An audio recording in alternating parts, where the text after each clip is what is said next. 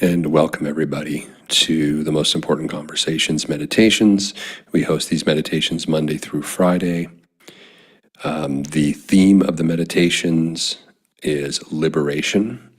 And beginning with each meditation, we start with a short talk, the content of which is derived from our main program at the Most Important Conversations called Whole Life Architecture. Whole Life Architecture is a container where participants are actively, in a live format each week, recreating their life, recreating themselves in their life so that they are living a life by design as opposed to merely tolerating a life by default. And so we pull certain distinctions and elements from the Whole Life Architecture program, and it becomes the sub-themes under the master theme of liberation. It becomes the sub-themes of our individual talks at the beginning of each meditation. We have two different types of meditations. We have a watcher-observer meditation, and we also have a neurosculpting, neuroplasticity guided meditation, and we alternate with those. Today, I'd like to ask a question as we now are in the holiday season, and we were talking yesterday about the importance of winter, about the importance of the darkness, about the importance of going within. Darkness is something that we culturally relate to as a problem, as evil, as bad, as something to be avoided. We don't have a lot of space for the darkness in our own being, in our own life, for the shadow sides of us. And I want to start with a question, and that question is simply, as we approach the new year, will you be the same person next year that you've been this year? Psychologists tell us that 95% of what we did yesterday, we will do tomorrow. And if you extrapolate that, then 95% of what we did last year, we will do next year. And while on the surface, that may not occur to you as a problem or something to be addressed, the question beneath that, though, is who have you been this year, and what has that being done? What have you done that has not worked out for you, has felt out of alignment for you? What have you been tolerating this year? Who have you been tolerating this year? What experiences have you been tolerating this year? And are you simply living a life by default that you will live again by default in 2026? Are you merely tolerating a life by default that is one where you're trapped in your own conditioning? Or will you take this opportunity in 2026 as we approach the new year to recreate yourself and to recreate your life? In order to do that, part of what you're going to need to get comfortable with and address is the darkness, is the part of yourself that you don't have approval for, the parts of yourself where you are existing in shame, the parts of yourself where maybe they are antithetical to the conditioning, to the norms of society. Or maybe not. Maybe it's just, maybe there are parts of the norms of society that even you can't approve of yourself in. Whatever the case is, the opportunity in front of all of us is to embrace our shadow side as we are in winter, as a metaphor, to embrace our shadow side, embrace our darkness, embrace those parts of us that we have had no approval for and have been living in shame, and see what that opens up for us. Does it open up a sense of relief? Does it open up a sense of approval to be that person or be that aspect of ourselves? And how might that alter the trajectory of our life? What types of choices would we make differently? What types of people might we hang out with that we wouldn't have hung out with when we didn't approve that part of ourselves? What kinds of relationships would we get into? What types of career opportunities might emerge? If there's ever an area in your life in 2025 that you felt troubled by, disassociated with, avoidant, wanting to hide from, berating yourself, these are the areas to look at. There's a darkness that you're unwilling to go into. There's something when you don't approve of yourself, shame yourself, hide, and try to obfuscate, there is a darkness under that that you're unwilling to be with. And it's keeping you a prisoner. It's keeping you trapped. Winter is a good time to go within. Winter is a good time to celebrate the darkness within, and we all have it. We all have light and dark. You can't have light in your life without having dark. It's impossible.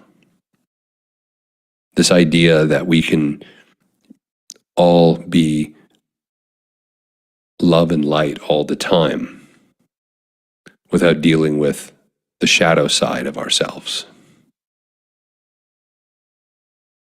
sets us up for an enormous amount of pain and suffering in our life in those areas.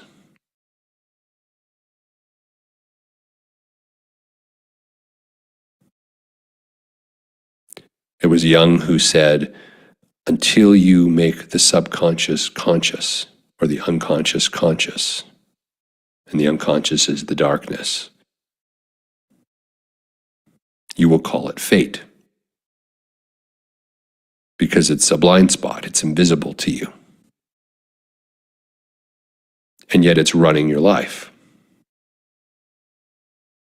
That part of yourself that you shame and have no approval for is actually running parts of your life. That part of yourself that you've made wrong, that you hide, is running parts of your life. And when something is running from a place of having to be hidden, it kind of morphs and contorts and becomes other than what it could be if we had approval for it and we brought it into the light and we had acceptance for that shadow side of ourselves, if we brought it into our awareness, if we accepted it. And so it keeps us trapped. The dark parts of ourself keep us trapped in a ruminating, habituated behavior, and we end up doing the same thing yesterday, today, and tomorrow, and this year, and so on next year. We all have an opportunity. We all love to get excited when the new year dawns, and we say, oh, this year's going to be different. It's estimated that less than 10% of people who make New Year's resolutions keep their resolution and do anything about it. That means 90+% of us who make New Year's resolutions, it's just talk. It's a nice idea. It's a dopamine hit in the moment that doesn't last because we take no action. We know, we teach in whole life architecture about the near win, this mechanism of the brain that intercepts new behavior and neurochemically rewards us with dopamine. We get more dopamine rushing through our brain when we almost win, when we almost take an action, when we start and don't complete something, than if we actually complete it. And this is a mechanism of the brain to help us avoid any change. Despite our desire to become self-realized, despite our desire to attain new heights, our brain is working against us. And one of the ways our brain works against us is keeping the darkness hidden, not allowing us to process it, to integrate it, to approve of it. This becomes one of the ways.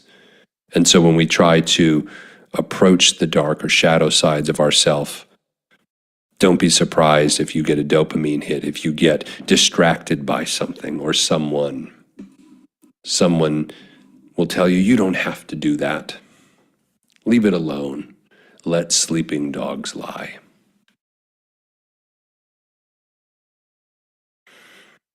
But there's no liberation in that. There's no transformation in that. There's no growth in that. So will you merely tolerate your life again for another year or a part of your life? Or will you once and for all and finally draw a line in the sand and step forward with confidence and bravery that you don't have to do it alone, but you can do it? And that's why we created whole life architecture. We created it to be a interactive live community where people who are fed up tolerating a life by default, fed up living into the expectations of their conditioning, their parents, their friends, their family, their community, living a life or parts of the life that don't align with who they authentically are. You won't be able to succeed transforming it on your own. Self-help is a misnomer. We can't help ourselves because our brain sabotages every attempt we make to change.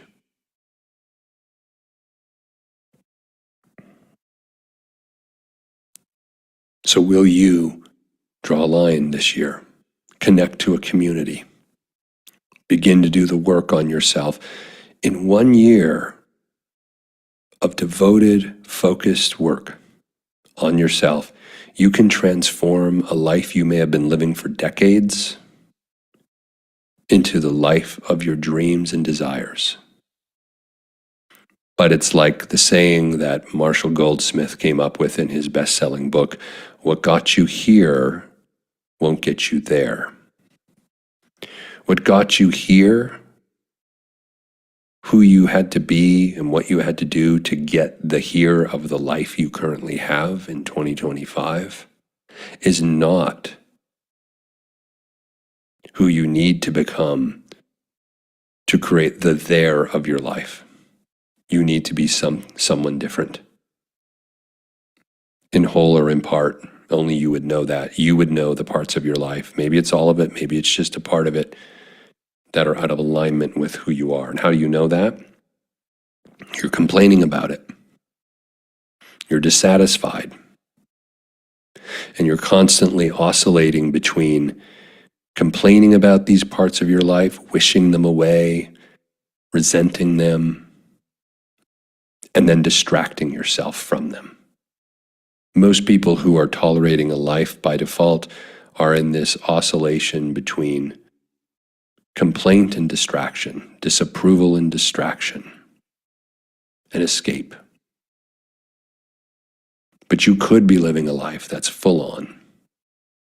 You could be living a life that is filled with abundance and joy. You could be living a life where every day you love your life. You love every part of it. Not theoretically, but like you can't wait to get up in the morning and do it again. That's what a life by design feels like. That's what an aligned life feels like. And that is possible for everyone. But you have to choose. And you have to get real with yourself. It's not about making stupid New Year's resolutions that less than 10% do anything about and less than 2% even achieve. A resolution is talk, and talk is cheap, and we know that. Are you willing to connect powerfully to yourself and to others and be vulnerable and cross the abyss and become a new person and create a new life by design, by your design, as the creator of your life? That's what's available to you. As we move into our meditation this morning, we're going to do a watcher-observer meditation today. This is where you're not actively thinking. Instead, you're observing. You're watching your thoughts float in and out of your awareness. You're feeling the fullness of your emotions as they rise and fall like waves in the ocean, but you're not chasing them or attaching to any emotional state. Be seated in a comfortable position, taking a few deep cleansing breaths, and prepare to settle in to simply watching and observing. Watching your thoughts, observing the rise and fall of your emotions, not chasing or attending to them. If you find yourself going into planning, bring yourself back to simply being the observer. Clear your mind. And in the background, I invite you to give your higher self, your subconscious, permission to speak to you about where in your life this year you are simply tolerating, complaining, dissatisfied, obfuscating, escaping. What area of your life are you experiencing dissatisfaction around? What area of your life would you feel compelled to make a New Year's resolution around? That area is the area where you want to work on. Forget the resolution. That's just talk. But know deep down that's your area of dissatisfaction. And whether you connect to whole life architecture or whether you connect to another community like it, find your place with others, because you can't do it alone, where you will actually succeed at recreating that part of your life so that it aligns with your deepest desires, your deepest calling, your sense of purpose in that area. It will mean doing different things. It will mean giving things up. It will mean loss. You can't bring something new into your life or create something new without making room for it. There will be effort. There will be discomfort. And you know, the thing about human behavior is, left to our own devices, most of our choices in life are all around the avoidance of discomfort and the avoidance of effort. In fact, for most people, living a conditioned life, tolerating a life by default, their life is the culmination of the avoidance of effort and the avoidance of discomfort. But that's no life of aliveness. You need to be liberated from your conditioning. So where in your life do you seek liberation? Where in your life are you finally willing to create something new for yourself? I'd invite you to just settle in and invite your higher self to speak to you an insight in this area as we move into our meditation this morning. And for the next few minutes, just be, observe, watch, and see what your higher self would share with you. I'll see you all in a few minutes.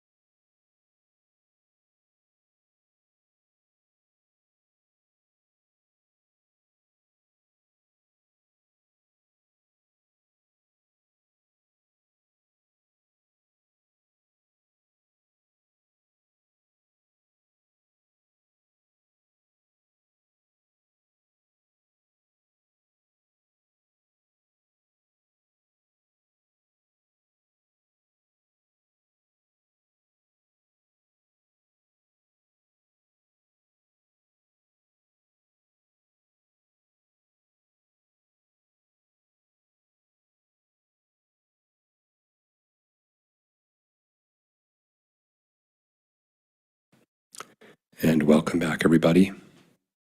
Reconnecting to the world without from the world within. Reconnecting to the world of effects from the world of causation, which is the world of your thinking and being. And as we break for the day, the invitation is to hold on to any insights you may have gotten. Insights about where you're dissatisfied, where you feel out of alignment, where you're in complaint, where you're in avoidance. And there's nothing immediate to act on except to get curious and start to contemplate how you will address these areas so that in 2026 they truly are transformed. Who will you connect with? What community might you connect with? If you'd like to learn more about whole life architecture, you can go to tmicglobal.com where you can read about it. If you feel like it's a fit, you can book a call with one of our team members and they'll walk you through the benefits and what to expect.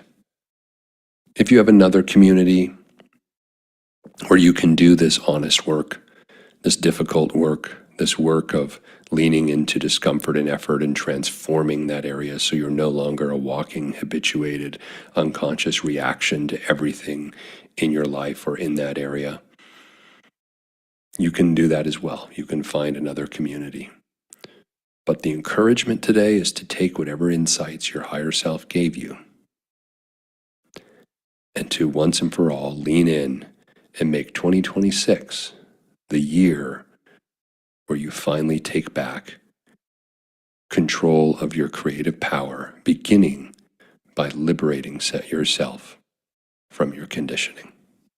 I want to wish you all a wonderful day, and we will continue our meditations tomorrow.